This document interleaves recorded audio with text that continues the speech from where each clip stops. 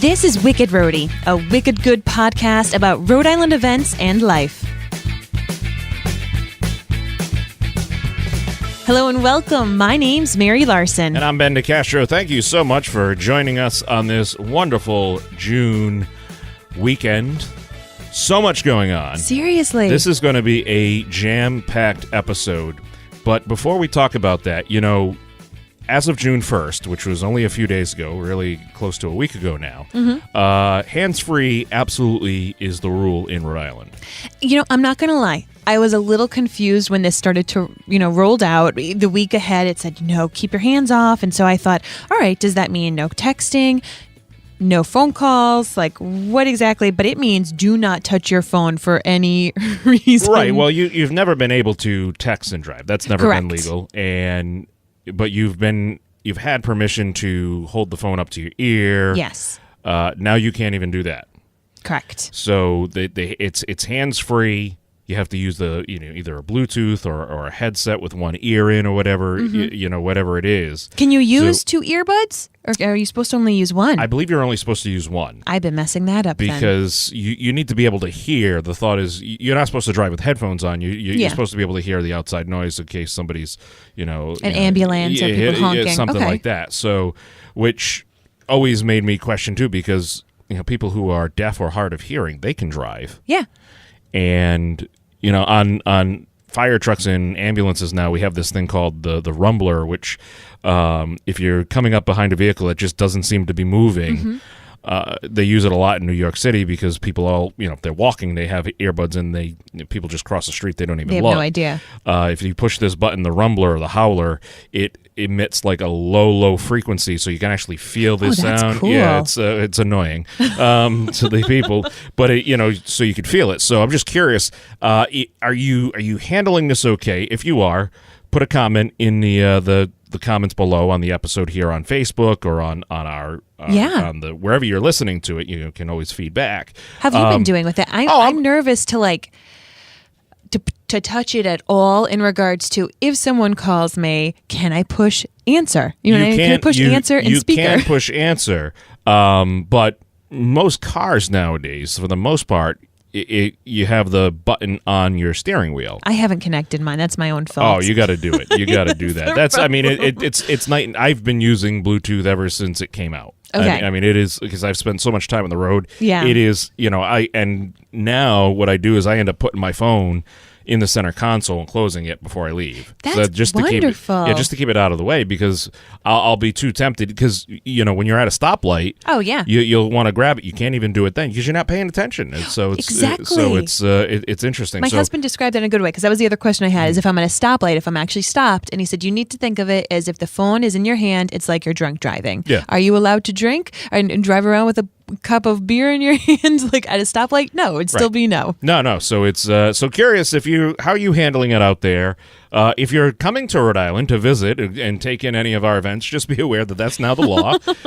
We don't care if you have a Massachusetts or a Nebraska or an Alabama license plate. If you have your phone in your hands, they'll stop you, and it's a $100 fine. Yeah, not cheap. So, and that's the first level, and then it starts getting more and more busy from there. So, if you tuned in while you're on the road, you can listen to us through your Bluetooth device, obviously, or one earbud. Or one earbud. If you're working, getting errands done, just sit back, listen, and enjoy the episode. If you hear something that piques your interest, we'll have all the links and info for you in our show notes and on our website, wickedroadypodcast.com.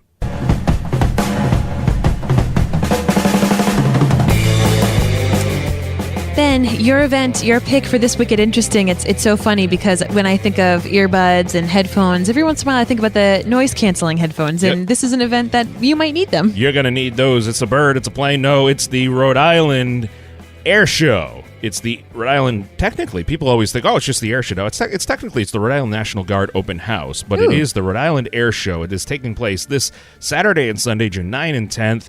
Gates open at 9 a.m. over there at the Quonset State Airport. This is what I love. People are like, that's actually an airport? It's technically a state airport. It is the backup location for the the president to land with Air Force One. We have, a fleet of planes there that take off and land there all the time. It is a legit airport, Yes. the Quonset State Airport. It's not one you would go and hop a Delta flight to go to Orlando, but it is there. The flying starts at 11 a.m. Folks, get there early. There is free. Everything's free, but there's always a suggested donation for parking if you want to contribute $5 or $10, whatever the suggested donation rate is for the and that all goes to benefit Hasbro Children's Hospital. They do wonderful work over there, but they will have the Blue Angels will be there. They will have all sorts of stunt planes. The Shockwave jet truck will be there.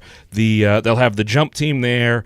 They'll have all these different groups. They'll have a Corsair demo, which is and a TBM Avenger demo.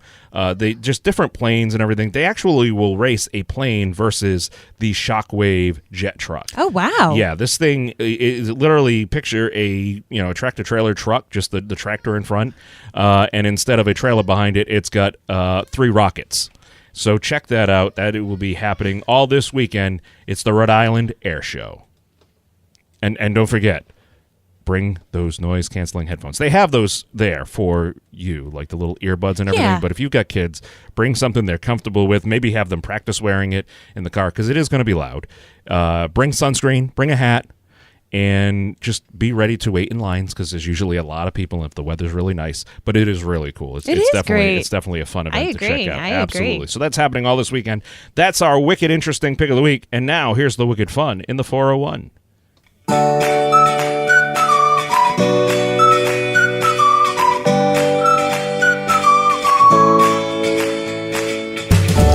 So in addition to podcasting about events and places to check out in Rhode Island, my husband Blake and I have a podcast about a show called Outlander, and it's all about this woman who travels to Scotland. It's been really fun because a huge portion of my background is Scottish, and this is an event coming up this weekend that if you have any kind of Scottish history or if you want to learn more about Scotland, you're going to want to go down to the Washington County Fairgrounds because the Rhode Island Scottish Highland Festival is taking place. Now, this is their 20th annual Highland Festival. It's going to be family friendly. It brings about Scottish culture. So, automatically you're going to be thinking about bagpipes, kilts, drumming, dance competitions. Do they throw the big poles? Yes. Oh, okay. Yes, exactly. So that's the heavy athletics events that they're going to be doing. So it's going to be really great. Kids under 6 are free. You could continue to buy tickets online for the next day or two. But once again, it's at the Washington County Fairgrounds. I am really excited to go to this event. I mean, as I said, it's just going to be, I think, from 9 to 5. If you do have any Scottish family, you can meet up because there's going to be a clan village. So you can go meet up and kind of learn about the things that make your clan special. There's going to be all sorts of entertainment. And, as I said, men's and women's athletic events. This is a really unique look into the history of Scotland. And if you're unaware, I mean, this is something that was outlawed. So when Scotland, if you think about Braveheart, when all the Scots rebelled against England, England kind of put their foot down and said, you can't wear kilts, you can't play bagpipes, you can't do all of these traditions. So this is a really interesting thing that whether or not you have this kind of background, even if you just appreciate it, want to check it out, it's a great way to kind of continue to keep these traditions alive for something that was really stomped out for quite some time. Well, screw England for that, all right? That's why you got to go to Gaspy Days. Right? Seriously, that's what this is. Yeah. It kind of is, It's I want that to be the episode quote. Screw England. So, the whole month of June, Rhode Island just says screw England. That's it. Absolutely. Hey, another great thing that's happening. We got a lot of events happening down in the South County area. At the South County Museum, they are having their Family Picnic Day on June 9th, which is Saturday from 11 to 3 p.m. It's $10 per family. It is free for members, and you can enjoy a day at the museum. Now, listen, the South County Museum contains 6 exhibit buildings, which highlight carpentry, blacksmith, printing trades. There's a carriage barn in there containing all sorts of horse-drawn carriages from a hearse to a fire truck to a one-horse open sleigh included. There's also a one-room schoolhouse. They've got a living history farm with the Rhode Island red chickens, sheep, and goats. Yeah, so it is a lot of people don't even know that there's I did not know this existed. You went to URI. I know. Well, I was a little busy there. Well, all right, fine. Study away, as they say. But it is the family picnic day. It's going to be a ton of fun. They will have laid back fitness. Our friends there, they have a little obstacle course for the kids from 12 to 3, so it's a great time to let them burn up some energy as well. They'll have all day. They'll have live music. They'll have blacksmithing demos. That's where they forge stuff out of metal. So cool. They'll have the old-fashioned dress-up, farm tours, face painting, old-time yard games, which do not include cornhole or bago, as some people call it, and so much more. So check that out. That is happening on Saturday, the South County Museum, the Family Picnic Day from 11 to 3. You got to check it out. What else is coming up? All right, so we're going to be leaving the southern part of the state, heading on over to the creative capital, PVD Fest. Oh, yes. June 7th through 10th. So you've got this nice long weekend time beginning into end of this week and into next week. It's going to be just tons of great events. So they're going to be kicking things off with this Cyborg Cities, People, Technology, and Urban Spaces. So this is going to be at the Providence Public Library, just kind of looking at cities going to be like in the future, different kind of speakers, but it's going to be art. It's going to be education. It's going to be a whole city experience. If you have not been to PVD Fest in the years past, I highly recommend heading on down anytime between the 7th through the 10th. You're going to hear music. You're going to see art installations, whether different performers who have just really interesting. I've been seeing an umbrella kind of performance that is going to be popping up as well. So very cool. Let me tell you, just check PVD Fest. As I said, it's going on these next few days, different events all throughout these entire days. So whether you're going to be popping in briefly, of course, the food trucks will be there. Oh, of course. Right? Family friendly, or if you want to make a day date, night date out of it, really the city is going to be the place to be anytime this weekend. And this is definitely something you want to get over to our website, wickedrodypodcast.com. Click on the link so you can find where the itinerary of the events are, because there's literally so much happening. You want to make sure you plan in advance where you're going, or just know the schedule beforehand, because it will make the event that much more enjoyable, especially if you're hitting it up with the kiddos. Yes. A great place to take the kiddos after you did PVD Fest and you go into the air show and you've had a picnic at the South County Museum. Head on over. The Paw Sox are in town this weekend. Saturday night is almost sold out. It is Star Wars fireworks night, so you are going to want to check that out. Star Wars themed fireworks after the game on Saturday night. Saturday night is the every Saturday night we have fireworks there. And a cool thing is, after the fireworks, kids, there will be scout groups actually sleeping over on the field in the outfield. Hold up. They will be pitching tents out in the outfield. All the different scout groups. It is a camp out in the ballpark all night. They play a movie on the big screen for the kids, for the scouts, and in the morning they get a continental breakfast. It's really cool. That is not open to the public. That is specifically for the kids who are going through. But that's really neat to know. Yeah, people don't. People sometimes forget that all. That's just some of the stuff that happens there. We've got clinics coming up as well, which are free. You can come on down. Sunday, you can play catch with dad on the field before the game, and then run the bases. Everybody can run the bases after the game, and also it's Bark at the Park Day. So check that out as well. Lots of stuff happening at the Paw Sox this weekend, and of course, all the information wickedrodypodcast.com.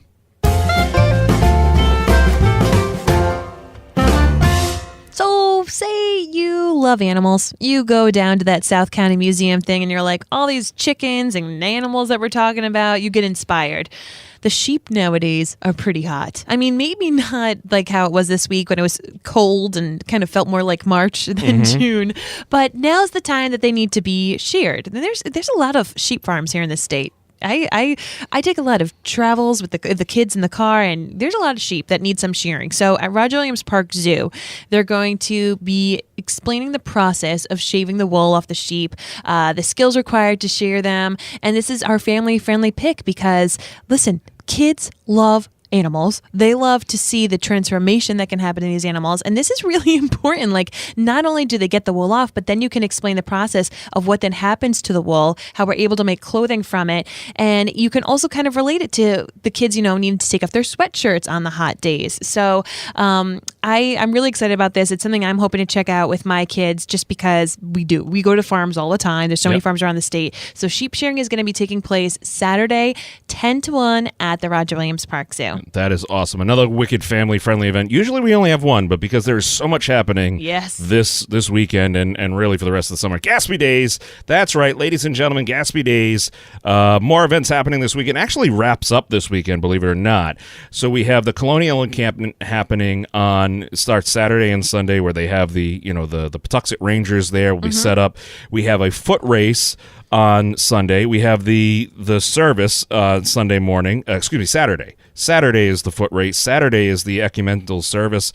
The parade is on Saturday as well at 10 o'clock. On Sunday, you can spend the day in the park. They'll have the raffle drawing. And then the burning of the Gatsby at 4 p.m. Of course. You don't want to miss that. That's always a fun event to sit back and watch. They literally set a canoe on fire. Then the crew and the team over there feverishly clean the water of all the little wooden debris. Don't worry, it's all safe. They take care of it. Absolutely clean it up afterwards. It's a cool thing. But really, this was people don't realize it was the first act of defiance against England. Who needs Britain. the 4th of July parade when we've got it well, right here? We do need the 4th of July parade. Just we need it in order and succession. Okay, that was an important element. The whole Declaration of Independence thing. 1776. You might have read about it in the papers. Check that. Who needs the 4th of July? You got Gatsby Days. I'm sure that's what the Rhode Islanders were thinking too. I'm a born and bred Rorick girl. What the heck? Now the rest of the country's trying to show us up. We burned the Gatsby. You people should. We're gonna dump some tea. Look, we're Boston. All very important. Rhode Island started it all. Absolutely. We were the little brother that you messed with.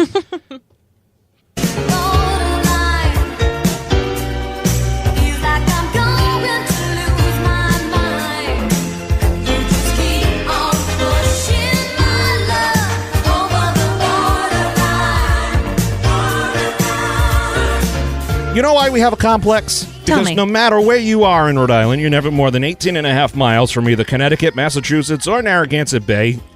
Saltwater, the ocean, leads out that way. Yeah, so the big blue wet thing there that keeps us at a good distance from England. Yeah, which, by the way, I have many English friends, and I love you all. Seriously, Just screw England. Thank you so much for fish and chips. We appreciate it.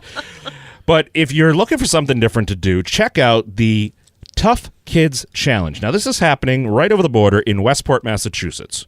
Oh, my goodness. Where's Westport? I'm so glad you asked. Hold on. I don't know. I've been there. Yes. I don't know. I feel Exit 10 off 195. Okay. So you go through Rhode Island. Okay. You go through the 8 exits of Rhode Island. Yep. Then you start going through the Massachusetts exits. Which are still pretty much Rhode Island exits. Well, it feels like it, sure. Because, exit 2, which is where Cardi's Furniture is, within 2 minutes of the exit, you're back in Rhode Island. Exactly. Exit 3 is Swansea. Exit 4 is Somerset. Exit 5 is downtown Fall River by battleships. Yes. Okay. Then you have exit 6 and 7, which take you into downtown Fall River. Great places like St. Anne's Hospital and Charlton Hospital, both great places. Exit 8 takes you on 24 north or south, depending on which way you go. So you can either go down to Aquidneck Island or in Tiverton and Little Compton, or you can all go up to Boston and all the wonderful cities in between there. Exit 9 is, I don't know. It's kind of like no man's land. But then you get to exit 9 is partially Westport as well. And then exit 10 and 11 you have Westport, and then from there it's Dartmouth and New Bedford and then Cape Cod. But Westport, Massachusetts. So glad I gave you a driving. Just call me Google Maps here. It is a half-mile obstacle course designed for ages 4 and up. They've got awesome obstacles happening there, and it's through the Tough Kids Challenge there. They do it in Westport. It's 10 o'clock on Saturday morning. Your kids are going to get messy. Nice. They already are. They're going to be crawling through mud. They're going to be climbing overhead hay bales. They're going to run through a tire pit. It is like a Tough Mudder for kids. Here's my suggestion. Take a 5-gallon bucket of water, fill it up a day or two before so it gets like room temperature. It's not, okay? And put that in the car, put a cover on it or something, and just dump it over the kid afterwards. Perfect. Fresh set of clothing to take the kid home, put the clothes in a bag, in the back so you don't get the car messy. listen to me, like giving you car tips. I feel like I drive-through like this. radio with Mr. Paul Zangari. But this is really a fun event. You can create team names. You can design your own shirts if you want. But check it out. It's on Saturday at 10 a.m. over there at the Tough Kids Challenge. It's in Westport, Massachusetts. You're not going to want to miss this. This is a wicked fun event.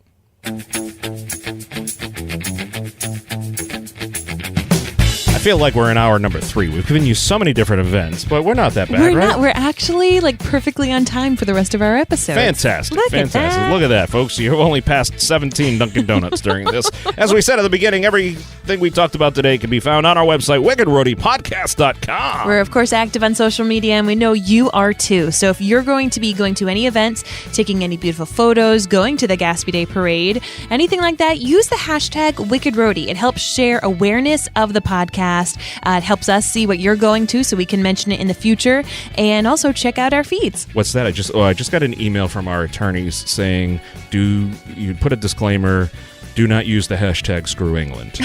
Please. If you do, we are not affiliated with it.